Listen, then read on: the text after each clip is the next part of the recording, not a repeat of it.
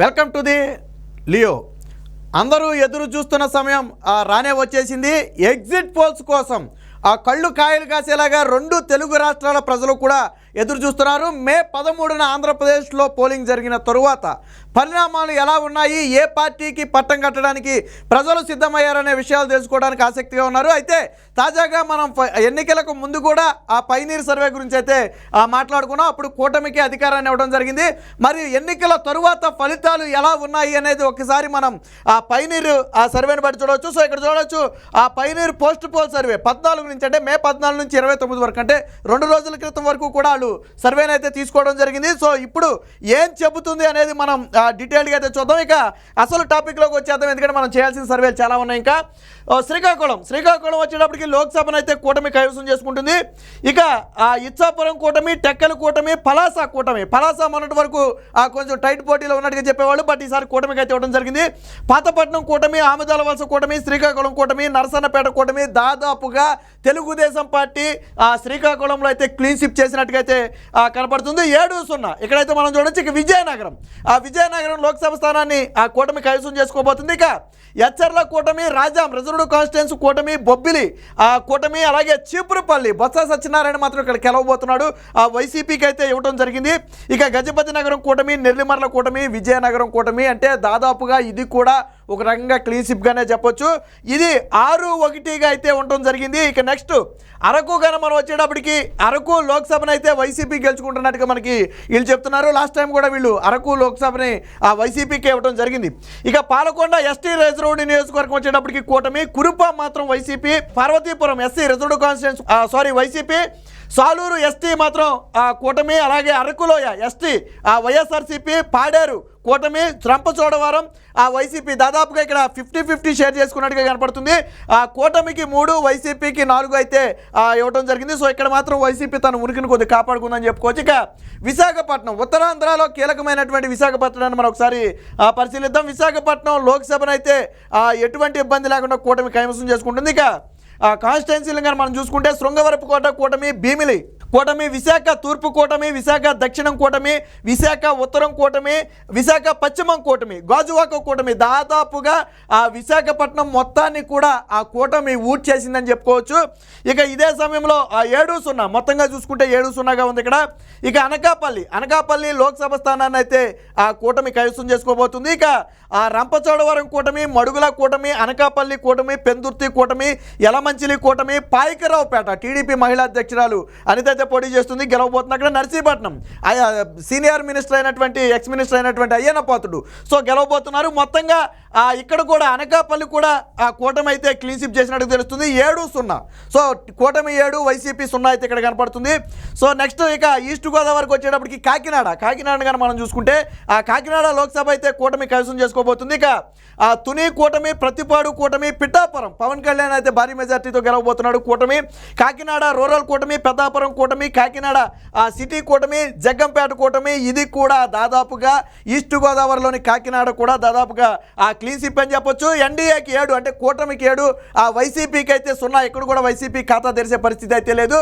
ఇక రాజమండ్రి అదే ఈస్ట్ గోదావరిలోని మరొక ప్రాంతమైనటువంటి రాజమండ్రి లోక్సభను తీసుకుంటే కూటమి అయితే కైవసం చేసుకోబోతుంది. ఇక శాసనసభ స్థానాలకు వచ్చేటప్పటికి అనపర్తి కూటమి, రాజానగరం కూటమి, రాజమహేంద్రవరం సిటీ కూటమి, రాజమహేంద్రవరం రూరల్ సీనియర్ నాయకుడైనటువంటి గోరంట్ల బొత్స చౌదరి అయితే అక్కడ గెలవబోతున్నారు. ఇక కొవ్వూరు రిజర్వ్డ్ నియోజకవర్గం వచ్చేటప్పటికి కూటమి, నిడదవోలు కూటమి, గోపాలపురం ప్రస్తుతం హోమ్ మినిస్టర్గా ఉన్నటువంటి తానేటి వనిత పోటీ చేస్తున్నటువంటి కాన్స్టిట్యుయెన్సీ అక్కడ కూడా కూటమి గెలవబోతుంది. మొత్తంగా ఇక్కడ కూడా రాజమండ్రి కూడా పూర్తిగా క్లీన్ స్వీప్ అని చెప్పొచ్చు. 7-0తో కూటమి అయితే కైవసం చేసుకోబోతుంది. ఇక అమలాపురం లోక్సభ స్థానాన్ని అయితే ఆ కూటమి కైవసం చేసుకుంటుంది. ఇంకా నియోజకవర్గాలు మనం ఒకసారి చూస్తే రామచంద్రాపురం కూటమి, ముమ్మిడివరం కూటమి, అమలాపురం కూటమి, రాజోలు కూటమి, పి గన్నవరం కూటమి జనసేన పోటీ చేసిన అక్కడి నుంచి, కొత్తపేట కూటమి, మండపేట కూటమి. ఇక్కడ కూడా దాదాపుగా క్లీన్ స్వీప్ అని చెప్పొచ్చు. 7-0తో అయితే ఆ కూటమి కైవసం చేసుకున్నాడు చూడొచ్చు. ఇక నర్సాపూర్ని కానీ మన వెస్ట్ గోదావరి ఉమ్మడి వెస్ట్ గోదావరికి వచ్చేసరికి నర్సాపూర్ని తీసుకుంటే లోక్సభ అయితే కూటమి కైవసం చేసుకోబోతుంది. ఇక ఆ నియోజకవర్గాలను మనం పరిశీలిస్తే ఆచంట కూటమి, పాలకొల్లు నిమ్మల రామానాయుడు గెలవబోతున్నాడు కూటమి, నర్సాపురం కూటమి, భీమవరం కూటమి. సో ఈ రెండు కూడా జనసేన పోటీ చేసింది. నుండి రఘురామకృష్ణరాజు పోటీ చేశారు, అక్కడి నుంచి కూటమి గెలవబోతుంది. తణుకు ఆర్మిల్లి రాధాకృష్ణ అక్కడి నుంచి గెలవబోతున్నారు.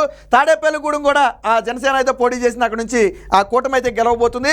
ఇక ఏలూరు, ఇదే వెస్ట్ గోదావరిలోని మరొక నియోజకవర్గం, మరొక లోక్సభ ఏలూరుని కనుక తీసుకుంటే కూటమి కైవసం చేసుకోబోతుంది. ఉంగుటూరు ఇక్కడ కూటమి గెలవబోతుంది, ఇక్కడ జనసేన పోటీ చేసింది. దెందులూరు చింతమనేని ప్రభాకర్ అయితే ఇక్కడ గెలవబోతున్నారు. ఏలూరు కూటమి గెలవబోతుంది. పోలవరం మాత్రం వైఎస్ఆర్సీపీకి అయితే ఇవ్వడం జరిగింది. ఇక్కడ నుంచి పొత్తులో భాగంగా అయితే జనసేన అయితే పోటీ చేసింది, బట్ ఇక్కడ వైసీపీ గెలుస్తుందని చెప్తున్నారు. ఇక చింతలపూడి రిజర్వ్డ్ నియోజకవర్గం కూటమి, నూజివీడు కూటమి, కైకలూరు కూటమి దాదాపుగా 6-1, అంటే దాదాపుగా ఇది కూడా క్లీన్ స్వీప్ అని చెప్పొచ్చు. 6-1తో అయితే ఉన్నారు. ఇక మచిలీపట్నాన్ని కనుక మనం చూసుకుంటే మచిలీపట్నం లోక్సభను అయితే కూటమి కైవసం చేసుకోబోతుంది. ఇక కాన్స్టిట్యున్సీల వైజ్ని కనుక మనం తీసుకుంటే గన్నవరం కూటమి గెలవబోతుంది. ఇక్కడ నుంచి వంశీ ఓడిపోబోతున్నాడు. వల్లభనేని వంశీ అయితే యార్లగడ్డ వెంకటరావు మీద అయితే ఓడిపోబోతున్నాడు. గుడివాడ కొడాలి నాని అయితే వెనుగండ్ల రాము మీద అయితే ఓడిపోబోతున్నట్టుగా మనకి ఇక్కడ తెలుస్తుంది. పెడాన కూటమి, మచిలీపట్నం కూటమి, అవనిగడ్డ కూటమి, పెనమలూరు కూటమి, పామర్రు కూటమి దాదాపుగా మొత్తం కూడా మచిలీపట్నం మొత్తం కూడా క్లీన్ స్వీప్ అని చెప్పొచ్చు. 7-0తో మొత్తంగా కూటమి అయితే కైవసం చేసుకోబోతుంది. ఇక నెక్స్ట్ విజయవాడ, ఏదైతే రాజధాని ప్రభావం ఉన్నటువంటి ప్రాంతమైనటువంటి విజయవాడను తీసుకుంటే విజయవాడ లోక్సభ కూటమి గెలవబోతుంది. ఇక్కడ నుంచి కేసినేని నాని ఓడిపోబోతున్నాడు. కేసినేని చిన్ని అక్కడైతే గెలవబోతున్నట్టుగా మనకు తెలుస్తుంది. ఇక తిరువూరు మాత్రం వైఎస్ఆర్సీపీకే ఇచ్చినట్టుగా తెలుస్తుంది. ఇక విజయవాడ పశ్చిమం కూటమి, సెంట్రల్ కూటమి, తూర్పు కూటమి, మైలవరం కూటమి, నందిగామ కూటమి, జగ్గయ్యపేట కూటమి. సో దాదాపుగా ఒక్క ప్రాంతం మినహాయించి, తిరువూరు మినహాయించి మిగిలిన మొత్తం కూడా క్లీన్ స్వీప్ అని చెప్పొచ్చు. ఇక్కడ 6-1తో కూటమి 6 కైవసం చేసుకుంటే వైసీపీ అయితే 1 మాత్రమే గెలుచుకునే అవకాశం ఉంది. ఇక గుంటూరు రాజధాని ప్రాంతమైనటువంటి కీలక ప్రాంతమైనటువంటి గుంటూరుని మనం తీసుకుంటే ఇక్కడ లోక్సభ అయితే గెలవబోతుంది. భారీ మెజార్టీతో లోక్సభ సీట్ని అయితే గెలవబోతున్నారు. ఇక తాడికొండ కూటమి, మంగళగిరి నారా లోకేష్ అయితే భారీ మెజార్టీతో ఇక్కడ కూటమి నుంచి గెలవబోతున్నారు. పొన్నూరు కూటమి, తెనాలి నాదెండ్ల మనోహర్ అయితే పోటీ చేశారు, ఇక్కడ నుంచి ఆయన కూడా గెలవబోతున్నాడు. ప్రతిపాడు కూటమి, గుంటూరు పశ్చిమ కూటమి, గుంటూరు తూర్పు కూటమి. సో గుంటూరు పశ్చిమ ఇక్కడ నుంచి విడుదల రజని అయితే ఓడిపోబోతుంది, ఇక్కడ నుంచి కూటమి అయితే గెలవబోతుంది. దాదాపుగా గుంటూరుని కనుక మనం తీసుకుంటే క్లీన్ స్వీప్ అని చెప్పుకోవచ్చు. ఎన్డీఏకి 7, అంటే కూటమి 7, వైసీపీ 0 అయితే కనబడుతుంది. ఇక నరసరావుపేటని కనుక మనం తీసుకుంటే నరసరావుపేట లోక్సభకు వచ్చేటప్పటికి కూటమి కైవసం చేసుకోబోతుంది. ఇక్కడ నుంచి అనిల్ కుమార్ యాదవ్ అయితే ఓడిపోబోతున్నాడు. పెదకూరపాడు కూటమి, చిలకలూరుపేట కూటమి, నరసరావుపేట మాత్రం వైఎస్ఆర్సీపీకి ఉన్నట్టుగా ఇల్లు ఇచ్చారు. సత్తెనపల్లి అంబటి రాంబాబు అయితే ఇక్కడ నుంచి ఓడిపోబోతున్నాడు. సీనియర్ మినిస్టర్, బీజేపీ రాష్ట్ర మాజీ అధ్యక్షుడైనటువంటి కన్నా లక్ష్మీనారాయణ అయితే అక్కడి నుంచి గెలవబోతున్నారు. వినుకొండ కూటమి, గురజాల కూటమి, మాచర్ల పిన్నెల్లి రామకృష్ణారెడ్డి ఇక్కడ నుంచి ఓడిపోబోతున్నాడు. జోలకంటి బ్రహ్మానంద రెడ్డి మాచర్ల నుంచి ఫస్ట్ టైం అయితే ఇక్కడ నుంచి గెలవబోతున్నారు. ఒక రకంగా ఇది మాచర్లలో రికార్డ్ అని చెప్పుకోవచ్చు. మొత్తంగా 6-1తో అయితే కైవసం చేసుకున్నారు. ఇక బాపట్ల లోక్సభను వచ్చేటప్పటికి కూటమి కైవసం చేసుకోబోతుంది. వేమూరు కూటమి, రేపల్లె కూటమి, బాపట్ల మాత్రం వైఎస్ఆర్సీపీకే ఇవ్వడం జరుగుతుంది. ఇక పర్చూరు కూటమి, అద్దంకి కూటమి, చీరాలలో మాత్రం వైఎస్ఆర్సీపీకి ఇవ్వడం జరుగుతుంది. ఇక సంతనోతలపాడు కూటమి, అంటే 5-2 ఎన్డీఏ ఇక్కడ 5 అయితే వైసీపీ 2 గెలుచుకునే అవకాశం అయితే ఉంది బాపట్లలో. ఇక ఒంగోలుని కనుక మనం తీసుకుంటే ఒంగోలు లోక్సభను మాత్రం కూటమి కైవసం చేసుకోబోతుంది.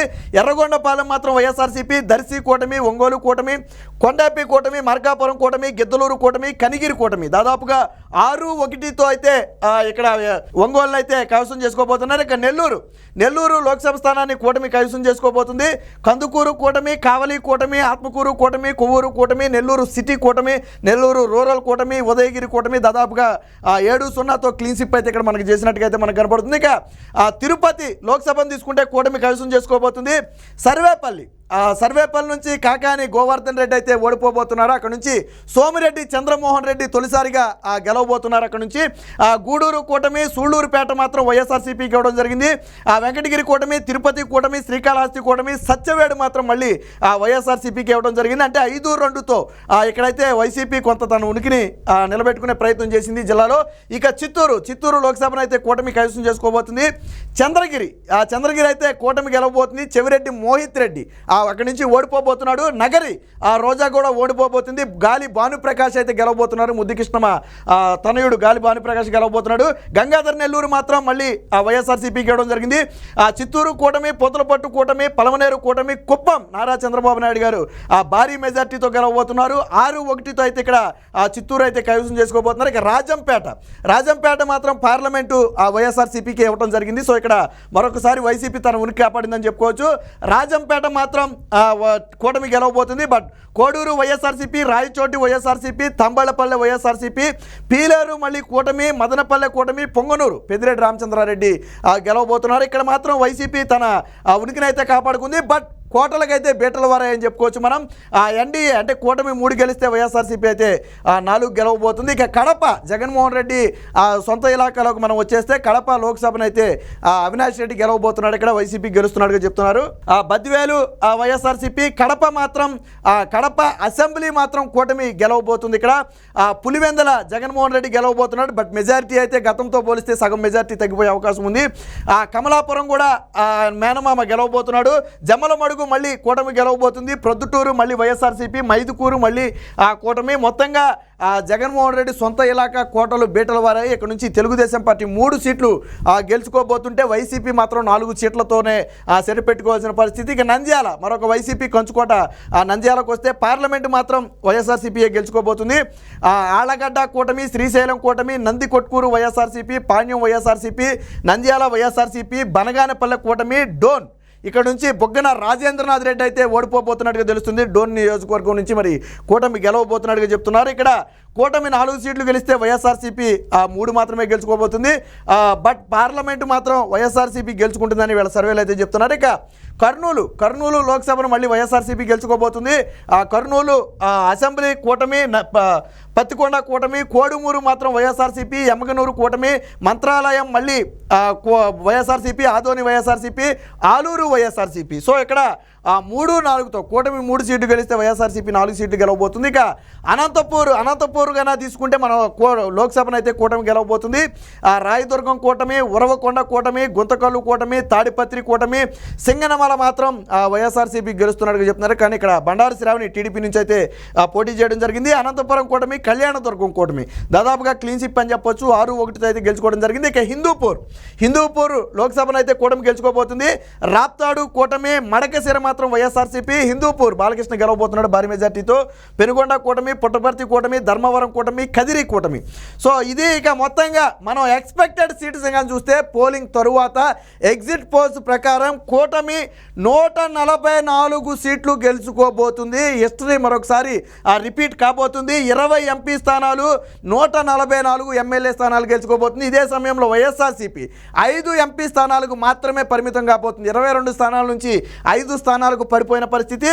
ఇక ఎమ్మెల్యే విషయానికి వస్తే 151 నుంచి 31 స్థానాలకు పడిపోయే పరిస్థితి. జగన్మోహన్ రెడ్డి దారుణ పరాజయాన్ని చవిచూడబోతున్నాడని చెప్పి పైనీర్ సర్వే అయితే మనకి స్పష్టంగా చెప్పడం జరిగింది. ఇక ఓట్ షేర్ని కూడా మనం గమనిస్తే ఎన్డీఏ 52% ఓట్ షేర్ని అయితే కైవసం చేసుకోబోతుంది. గతంలో జగన్మోహన్ రెడ్డికి 151 వచ్చినప్పుడు కేవలం 50% ఓట్ షేర్ మాత్రమే వచ్చింది. బట్ ఇప్పుడు కూటమి మొత్తంగా 52%. ఇక 50% నుంచి 41% వైసీపీ తన ఓట్ షేర్ని అయితే కోల్పోయింది. ఇదే సమయంలో ఎన్డీఏ 4%, అదర్స్ అయితే 3% గెలుచుకున్నట్టుగా తెలుస్తుంది. ఇది మొత్తంగా ఇప్పటి వరకు ఏదైతే ఒక తీవ్ర ఉద్రిక్తతను రేకెత్తించినటువంటి సర్వేలు ఏవైతే ఉన్నాయో ఎగ్జిట్ పోల్స్, ఆ ఎగ్జిట్ పోల్స్ అన్నీ కూడా కూటమి విజయాన్ని సూచిస్తున్నాయి. అందులో భాగంగా పయనీర్ పోస్ట్ పోల్ సర్వే మాత్రం చాలా స్పష్టంగా 144 సీట్లతో కూటమి అధికారంలోకి రాబోతుంది. అలాగే 20 పార్లమెంటు స్థానాలు గెలుచుకోబోతుందని చెప్పి అయితే ఆ సర్వే అయితే విడుదల చేయడం జరిగింది. ఇక ఇదే సర్వేతో పాటు ఇతర సర్వేలు కూడా ఆ సర్వేలను కూడా మనం ఒకదాని తర్వాత ఒకటి మొత్తంగా ప్రజలందరికీ కూడా చూపించే ప్రయత్నం చేద్దాం.